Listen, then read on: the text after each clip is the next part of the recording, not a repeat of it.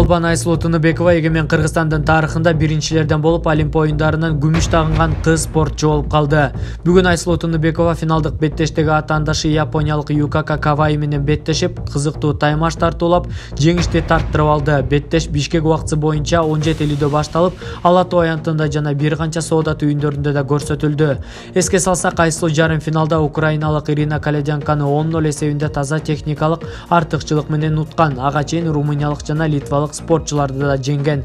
Кыргызстандык балбан кыз таймаштарында атаандаштарына бир да упай алдырган эмес. Анын 24 жаштагы япониялык атаандашы 2019-жылы дүйнө чемпионатынын финалында Айсулуу менен күрөшкөн Тайбе Мустафа Юсейинди утуп, финалга жолдомо алган. Спортчулар буга чейин бир нече рет кармашкан.